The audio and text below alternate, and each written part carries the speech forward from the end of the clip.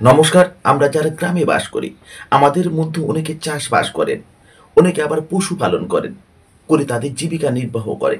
কিন্তু আমরা কি কেউ কখনো শুনেছি ঝিনুক চাষ করার কথা? হ্যাঁ, চীন দেশের মানুষ ব্যাপক পরিমাণে ঝিনুক চাষ করে। আর এই ঝিনুকগুলো যেমন সুস্বাদু তেমন পুষ্টিগুণে ভরপুর। তাই চীনারা এই ঝিনুক চাষ করে নিজেদের খাদ্য চাহিদা মেটায় না, এই ঝিনুক চাষ করে তারা বিদেশে রপ্তানি করে লাখ কেন কোটি টাকা উপার্জন করতে পারে। আর এই ঝিনুক চাষ করে চীনারা লক্ষ টাকা নয়, কোটি টাকা ইনকাম করে। আজকের এই ভিডিওতে আপনাদের শোনাবো চীনারা কিভাবে ঝিনুক চাষ করে। সেই তথ্য আজকের এই ভিডিওতে শুধু আপনাদের জন্য। নিজের ব্যবসার বিক্রি বাড়াতে এবং নিজের ব্যবসাকে পরিচিতি দিতে নিজের ব্যবসার একটি প্রমোশনাল ভিডিও থাকা খুবই জরুরি। বর্তমানে কম্পিউটার বা এআই যুগে আপনার ব্যবসাকে সকলের ঘরে ঘরে পৌঁছে দিতে আপনার ব্যবসার জন্য বিজ্ঞাপনের রেকর্ডিং করতে পারেন বা ভিডিও বানাতে পারেন। 97338940 এই নম্বরে ফোন করুন। প্রথমেই শুরু হয় সঠিক মানের ঝিনুকের বংশ নির্বাচন দিয়ে। চাষের জন্য স্বাস্থ্যকর এবং মানসম্পন্ন ঝিনুকুর বংশ বেছে নেওয়া হয়। এই ঝিনুকগুলোকে বিশেষভাবে তৈরি চাষের খাঁচায় রাখা হয়।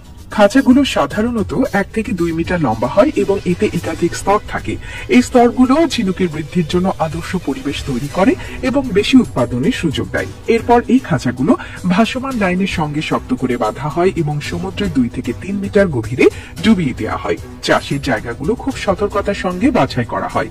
পানির স্রোত যেন স্থিতিশীল থাকে এবং পুষ্টি উপাদান সমৃদ্ধ হয় সেটি নিশ্চিত করা হয়, কারণ ঝিনুকের বৃদ্ধির জন্য এই ধরনের পরিবেশ খুবই জরুরি। ঝিনুক চাষের এই ধাপে প্রায় 8 থেকে 12 মাস সময় লাগে। এই সময়ে ঝিনুকগুলো ধীরে ধীরে বড় হতে থাকে এবং পরিপক্ক হয়।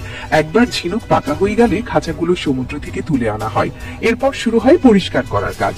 সাইটে শক্তিশালী পানি জেট ব্যবহার করে খাঁচা এবং ঝিনুক ভালোভাবে ধুয়ে ময়লা এবং অপবিত্রতা সরানো হয়। ঝিনুক পরিষ্কার করার পর সেগুলো কারখানায় নিয়ে যাওয়া হয়। সেখানে আধুনিক মেশিন ব্যবহার করে আরো ভালোভাবে ধোয়া হয়। ধোয়ার সময় ঝিনুক থেকে সমস্ত কাদা এবং সেডিমেন্ট সরিয়ে ফেলা হয়, যাতে ঝিনুক একদম পরিষ্কার এবং নিরাপদ থাকে। এরপর ঝিনুকগুলো স্টাইরোফোম বাক্সে বরফ দিয়ে প্যাক করা হয়। এই প্যাকিং প্রক্রিয়াটি খুবই গুরুত্বপূর্ণ, কারণ এটি ঝিনুককে সতেজ রাখে এবং দীর্ঘ সময় সংরক্ষণের উপযোগী করে। একবার প্যাকেজিং হয়ে গেলে ঝিনুকগুলো স্থানীয় বাজারে বিক্রি বা আন্তর্জাতিক বাজারে রপ্তানির জন্য পাঠানো হয়। ঝিনুকের এই চাষ পদ্ধতি শুধু অর্থনৈতিকভাবে লাভজনক নয়, এটি সমুদ্রের সম্পদকে সঠিকভাবে ব্যবহারের একটি দারুণ উদাহরণ। ঝিনুক পুষ্টিতে ভরপুর। এতে প্রোটিন, ওমেগা 3 ফ্যাটি অ্যাসিড এবং অন্যান্য গুরুত্বপূর্ণ খনিজ উপাদান থাকে, যা শরীরের জন্য খুব উপকার। তো আজকের ভিডিও এই পর্যন্ত।